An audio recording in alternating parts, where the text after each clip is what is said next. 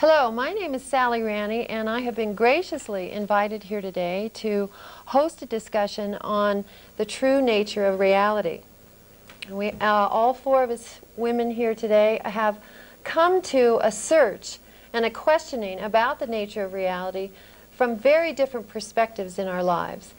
And I would like to introduce our guests here today, and then we will proceed with a discussion about the unified field theory, and a little bit about how our different perspectives have brought us not only to this program, but where we are going in our individual lives in business, as mothers, and as creators of what we see as a new reality where there is no pollution, where there is no fear, and where there is no scarcity, but where there is love and abundance.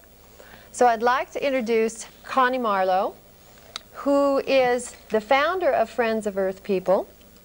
And Connie has been for almost 15 years now, has been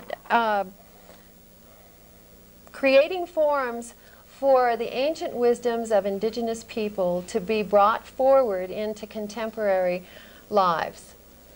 We also have with us today Sandy Jones, and Sandy is a native of Aspen. She has been, I'm sorry, she's not a native, she's been living here for about 25 years, right? And she is a mother. She has gone through a lot of different processes in her own life of self-discovery.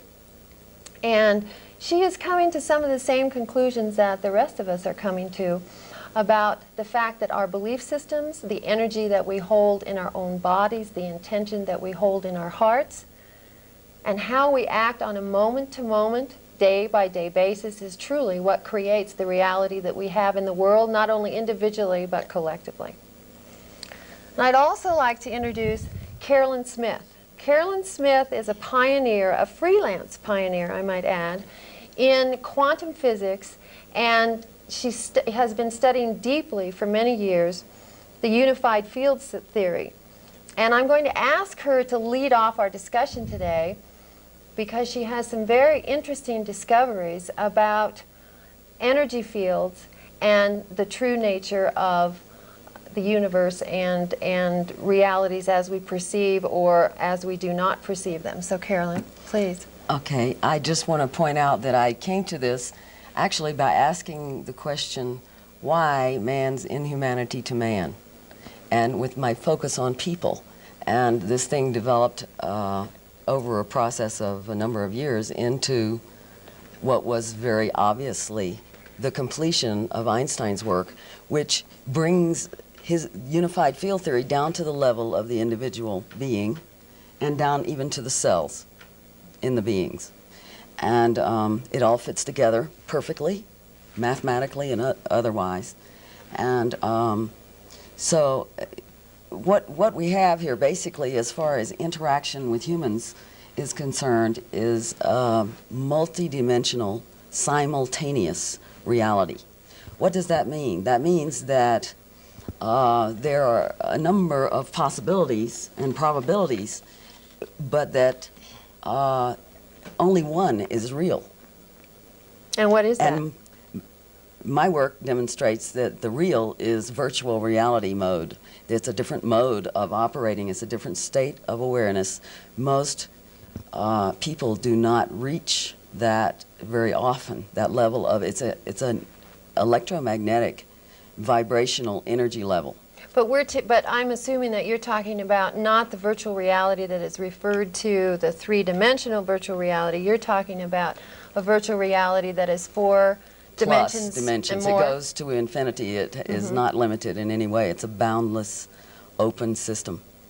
And my work demonstrates that the two modes that we generally operate in, one is the lowest energy level, and if you were a computer, it would be equivalent to on but not booted up.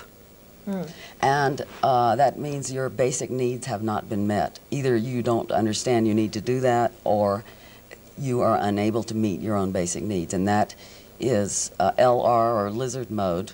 And then there's the mode that most of us operate in on a daily basis, going to school or working and interacting with others, and that is the middle energy level, which is CD mode, and it stands for a number of things, but in general, charge density mode. Also, control drama. And yes, and before the show started, you were talking about CD was control drama, because that's the place where we judge, that's where business is, that's where law is, that's where controlling others is, self-doubt, all of those things are in the control drama realm. Is that correct? It operates exactly like a seesaw, and the down position is my cup is half empty, and the up position is only my cup is half full. In other words, it's half energized. We are energizing ourselves selectively based on what we believe. And in CD mode, people are very sure about what they believe, and they don't really hear very well. It's mostly triangulation, threes, getting people to bolster your position. And in the highest energy level, which every time you are ever having fun, you have been on the ground in that energy level. You've been at the lowest, and you were not aware of entering or leaving any reality. This is why it has been so difficult to complete the unified field theory, because what we're dealing with is 3 different levels of reality, and each one has different physics, different ways of operating. Humans and other animals operate differently depending on which mode they're in. And so those energy levels create those realities, and those energy levels obviously then would create your perception, and your perception creates your choices, and your choices create your reality. So what you have is a continuous self-feeding circle, it sounds like, and until you can break out of that and get into the higher energy mode, which I'm assuming is synergy, would be in the highest? The virtual reality, the only energy is synergy. It's the energy that's produced by two or more beings who simultaneously and each autonomously choose to create a result that is energy creating rather than energy depleting.